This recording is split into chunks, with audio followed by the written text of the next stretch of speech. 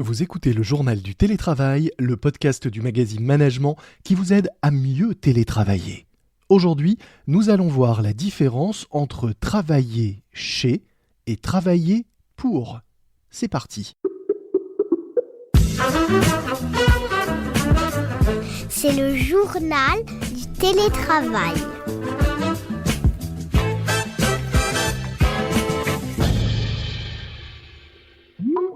Aujourd'hui, dans le journal du télétravail, le podcast de management, j'accueille Philippe Schletter, directeur associé du cabinet Delta Lead, spécialisé dans la transformation des entreprises, notamment en période de crise. Période de crise comme en ce moment, j'imagine, Philippe. Absolument, oui, nous ne chômons pas. J'ai tenu à vous recevoir dans notre podcast car vous avez publié pour Delta Lead une lettre sur le sujet du télétravail avec beaucoup d'informations intéressantes et surtout des points de vue originaux sur la période que l'on vit.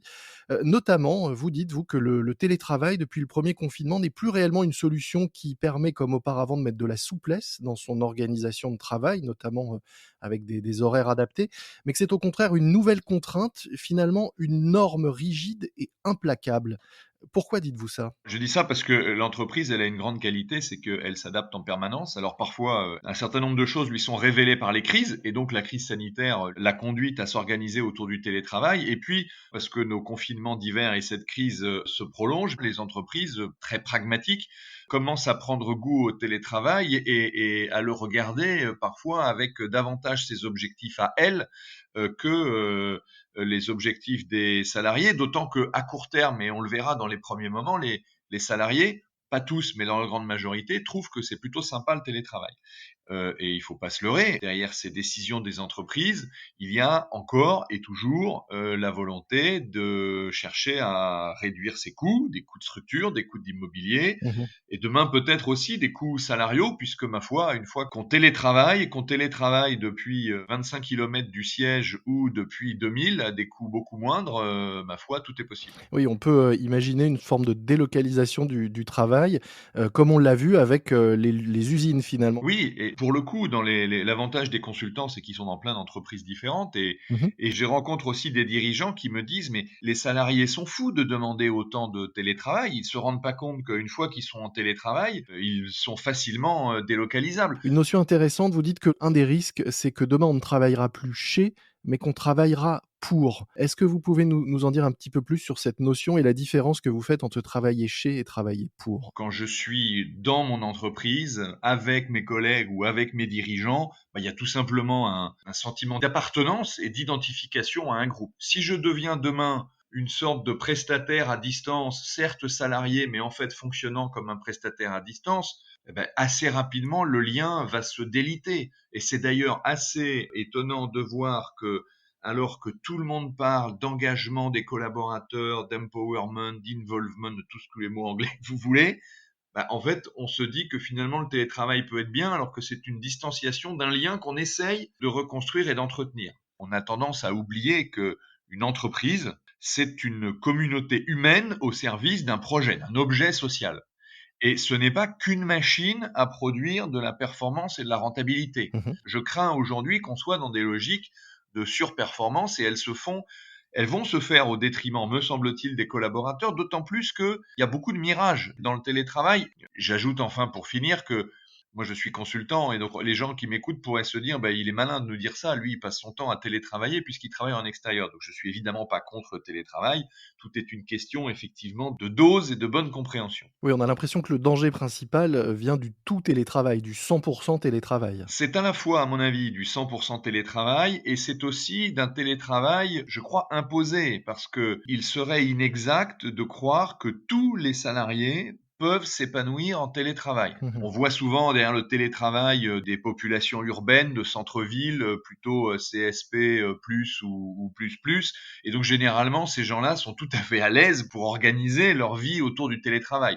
Ce n'est pas le cas de tout le monde. Et vous avez soit pour des raisons matérielles, et on l'a vu d'ailleurs y compris dans le confinement, Mmh. soit aussi pour des raisons je veux dire, de métier ou de maturité des collaborateurs, tout le monde n'est pas apte à se trouver devant un certain vertige de la prétendue autonomie qui est le télétravail, dont on va se rendre compte d'ailleurs qu'il ne nous rend pas si autonomes que cela. Vous dites d'ailleurs, vous, que oui, sur les horaires, c'est vrai qu'on a de l'autonomie, mais que le travail lui-même et l'organisation de ce travail à distance, c'est pas si évident que ça, que les salariés puissent être totalement, autonomes et finalement laissés à eux-mêmes à distance. Absolument. En décembre 2020, il y a eu une étude qui a été faite par la plateforme d'application GetApp qui révélait que 45% des salariés en télétravail travaillaient avec un dispositif d'entreprise qui permettait de contrôler leur temps de travail, c'est-à-dire leur temps passé devant leur ordinateur et le temps à travailler. Mmh. Vous savez, dans tous les systèmes d'entreprise, c'est la discussion qu'on a eue sur d'autres thèmes comme celui de l'entreprise libérée, vous savez, la fameuse entreprise sans manager. Partout où vous enlevez des managers et vous enlevez une proximité managériale, vous la remplacez par quoi? Vous la remplacez par des contrôles et par des process. Et d'ailleurs, on se rend compte qu'il y a quelque chose qui finit par être frustrant dans le télétravail, c'est aussi la dimension d'autocontrôle que se met le salarié lui-même. On identifie, figurez-vous, une étude a montré que, en moyenne, dans les premiers temps de télétravail, le collaborateur travaillait pas loin de 2h30 de plus par semaine. Mmh. Ce qu'on peut comprendre puisque l'entreprise peut légitimement dire, eh bien écoute, les gains de transport, par exemple, que je t'ai fait gagner, on va les réinvestir pour nous. Mmh. Et donc, entre, si vous voulez, la pression du système et éventuellement les outils de contrôle informatique et cette espèce d'auto-motivation pour être certain de toujours être dans le coup, de rien oublier, de toujours faire, c'est un sujet sans fin. Mine de rien, la bonne vieille coupure de je quitte le bureau avait sa vertu. Les temps morts, comme vous l'écrivez, ne sont pas systématiquement du temps Et perdu. non, il suffit d'ailleurs de regarder les gens qui sont soit dans leur voiture le matin, comme on a plein de bouchons, c'est facile, ou dans les transports en commun. Les gens s'évadent, Mmh. les gens lisent, les gens réfléchissent. Accessoirement, la rêverie, je rappelle, c'est quand même un des fondamentaux de la créativité, de l'innovation, sans parler de ce brave Newton qui a découvert ce qu'il a découvert en se baladant sous un pommier. Heureusement qu'il n'était pas en télétravail chez lui. Mais il y a effectivement des temps morts qui sont nécessaires à la respiration. Enfin, demain, on doit passer de quoi? De métro boulot dodo à boulot dodo? C'est-à-dire que en fait, je m'occupe de ma vie de famille, de mon repas, de mes enfants, et puis dès que j'ai fini, je retourne au travail. Non, il y a aussi une vie intérieure, et il y a aussi une dimension anthropologique dans tout ça. Le travail n'est pas la vocation de l'homme. Le travail sert à l'élever, sert à le libérer d'un certain nombre de chaînes et de contraintes, sert à lui donner des moyens pour vivre, mais ce n'est pas une finalité. Et donc, je crains que le télétravail non maîtrisé ou le télétravail à l'excès rentre dans une espèce de productivisation de l'ensemble de nos moments.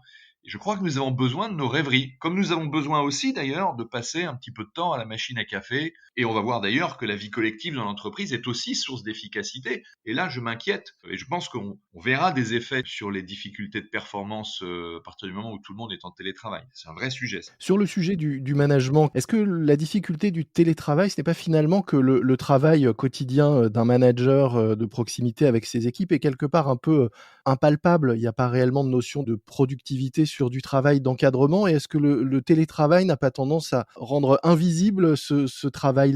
Par exemple, je pense à des gens qui m'ont dit, voilà: «Depuis qu'il y a le télétravail, mes enfants pensent que mon travail consiste à parler à un écran» puisque, leur travail, au quotidien, c'est surtout d'encadrer des équipes.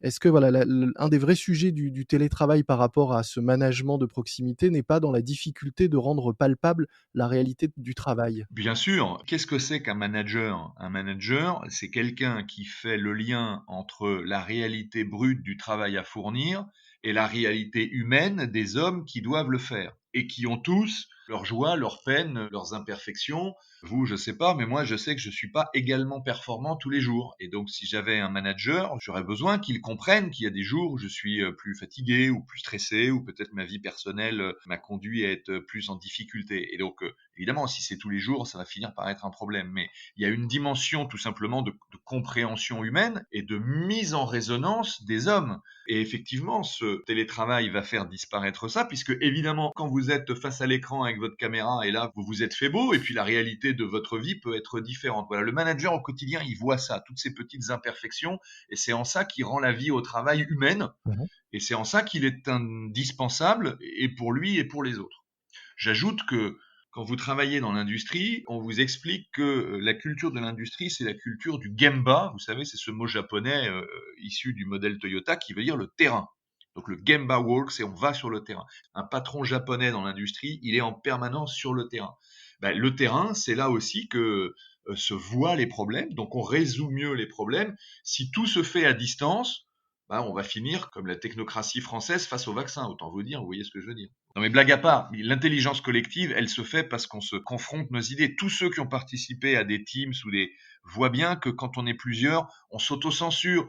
On dit pas la petite idée, la petite réflexion, parce que c'est compliqué, la connexion, puis on pense qu'on a déjà trop parlé, donc c'est de l'autocensure en permanence, c'est de la perte. Donc un des problèmes du télétravail finalement, au-delà du télétravail, c'est le télémanagement pour demain. Oui, c'est le télémanagement, la téléorganisation, et puis tout simplement le fait qu'anthropologiquement, l'homme est un animal social, et qu'on le sait depuis Aristote, et que c'est pas un hasard si des boîtes comme Yahoo, comme IBM, comme Oracle, qui étaient il y a plusieurs années rentrées dans une logique de généralisation du télétravail, sont revenues sur ce point-là, parce qu'elles ont constaté deux choses. Un, que les gens n'arrivaient plus comme avant à travailler ensemble et créer moins, et qu'il y avait moins d'innovation. Et je ne voudrais pas que finalement on développe le télétravail tout simplement pour prétendre faire des gains d'immobilier ou même les fameux gains écologiques, puisque le télétravail, on le voit, n'est même pas écolo. D'abord parce qu'il développe la pollution numérique et qu'on se rend compte qu'avec le télétravail, les gens se déplacent de plus en plus des centres-villes et que du coup, quand ils doivent y aller, leurs kilomètres sont plus nombreux. Il y a une étude américaine qui montrait que la distance était réduite de moins de 1% avec le télétravail. Donc non, je crois que le télétravail est quelque chose qui doit être utile pour les gens qui ont besoin de souffler, qui ont des vies parfois compliquées, qui sont divorcés, qui habitent loin, que sais-je. Il y a une nécessité humaine parfois d'être pratique et d'être utile et il faut le faire. Le télétravail en temps complet, en systématique et industriel me semble contrevenir à l'efficacité des entreprises et à la réalité humaine de ce que nous sommes, y compris avec nos pairs dans l'entreprise. Merci beaucoup Philippe Schletter. Je rappelle que vous êtes directeur associé du cabinet Delta Lead, spécialisé dans la transformation des entreprises en période de crise. Vous venez de publier la lettre du cabinet qui reprend toutes ces idées et en tout 11 réflexions critiques sur l'impact du télétravail sur les salariés, l'entreprise et la société. Nous mettrons dans les notes de cet épisode un lien vers votre site pour ceux qui auraient envie d'en savoir plus. Merci. C'est la fin de cet épisode du JT, le journal du télétravail de management. Je vous donne rendez-vous la semaine prochaine pour de nouveaux épisodes et pour essayer de voir ensemble comment vivre au mieux cette période compliquée en télétravail. D'ici là, soyez prudents, respectez le couvre-feu, les consignes, les gestes barrières. Portez-vous bien et bon télétravail à tous. C'est le journal du télétravail.